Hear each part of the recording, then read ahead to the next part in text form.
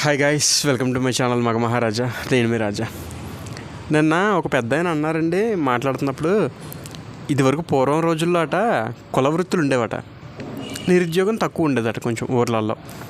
ఇప్పుడు కుల వృత్తులు లేవట, నిరుద్యోగం పెరిగిందట. కుర్రోళ్ళందరూ కుల వృత్తులు చేయడానికి కొంచెం నామోషిగా ఫీల్ అవుతున్నారు. కాబట్టి నిరుద్యోగం పెరిగింది. ఎవరి పనాలు చేసుకుంటే ఎంత అన్ఎంప్లాయ్మెంట్ ఉండదో, ఎంత నిరుద్యోగం ఉండదో, ఇంత అలా ఖాళీగా తిరగరు ఎవరని అని చెప్పి అన్నారు. ఆలోచిస్తే అది కూడా నిజమే అనిపించింది, కరెక్టే. అయితే అది పూర్తిగా నిజం కాదు. ఎందుకంటే మా ఫ్రెండ్స్ కొంతమంది ఉన్నారు, చాలామంది ఉన్నారు వేరే కులం వాళ్ళు. వాళ్ళ కులవృత్తి మా ఫ్రెండ్ ఉన్నాడు కదా, ఆడికి వాళ్ళ కులవృత్తి అంటే ఇష్టమే. చేసేవాడు, రోజుకి 2-3 వేలు సంపాదించుకునేవాడు, నెలకి బాగానే ఉండేవాడు, హాయిగా హ్యాపీగా ఉండేవాడు. అయితే వాడు కూడా వాళ్ళ కులవృత్తి మానేసి 10,000కో 12,000కో జాబ్ చూడమని అడగడం మొదలెట్టాడు అందరినీ. యారా ఎందుకంటే వాళ్ళ కులవృత్తి చేస్తే వాళ్ళ కులంలోనే పిల్లని ఇవ్వట్లేదంట పెళ్లి చేసుకోవడానికి. ఇది ఒక కులంలో జరుగుతున్న సంఘటన ఏం కాదండి. అగ్రవర్ణాల దగ్గర నుంచి నిమ్న వర్గాల వరకు అందరికీ ఇదే సమస్య.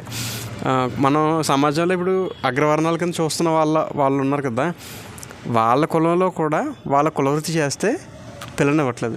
అందరికీ ఉద్యోగమే కావాలి. హైదరాబాద్లో ఉద్యోగం 10,000 జీతం ఉంటే అదో సంబరం కింద, 1,00,000 రూపాయల జీతం ఉంటే అదో సంబరం కింద చూస్తున్నారు. ఈవెన్ రైతుకైతే అసలు పిల్లని ఇవ్వట్లేదు. వ్యవసాయం చేస్తున్నాడు అనేటప్పటికి ఇంక సమస్య లేదు. మరి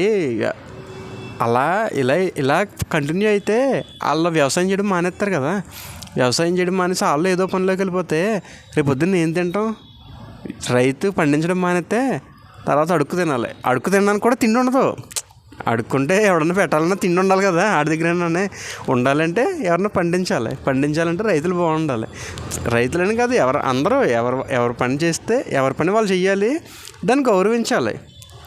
అంతేగాని కుల వృత్తులను తక్కువగా చూసి వాళ్ళకి పిల్లని ఇవ్వకపోవడం ఇలాంటివి జరిగితే మరి ఫ్యూచర్ ఎలా ఉంటుంది? ఇది నా క్వశ్చన్, అంతే. దీనికి ఆన్సర్ నాకు కూడా తెలీదు. దీనికి సమస్యకి పరిష్కారం ఏంటనేది ఎవరైనా తెలిసిన వాళ్ళంటే కింద కామెంట్ చేయండి. రైతు బాగుంటేనే కదా అందరం బాగుంటాం. అంటే రైతనే కాదు, అందరూ బాగుండాలి. అన్ని కుల వృత్తులు చేసుకునే వాళ్ళు బాగుండాలి. అప్పుడే కదా సమాజం కరెక్ట్గా సాగుద్ది. ఇప్పుడు ఉద్యోగం ఏదో పెద్ద గొప్ప అనుకుంటున్నారు. మరి ఉద్యోగం చేసే వాళ్ళు వాళ్ళ జీతం సగం డబ్బులేమో రెంట్లకి, ఈఎంఐలకి, సగం జీతం ఏమో అప్పులకి, వడ్డీలకి, వీటికి సరిపోతుంది. అంటే ఉద్యోగం తక్కువని, కుల వృత్తులు ఎక్కువని కాదు, అన్నీ సమానమే. అందరినీ సమానంగానే చూడాలి. అప్పుడే కదా అందరూ బాగుంటారు. ఉద్యోగాన్ని, కుల వృత్తిని కూడా సమాన దృష్టితో చూడాలని చెప్పడమే నా ఉద్దేశం. జై హింద్.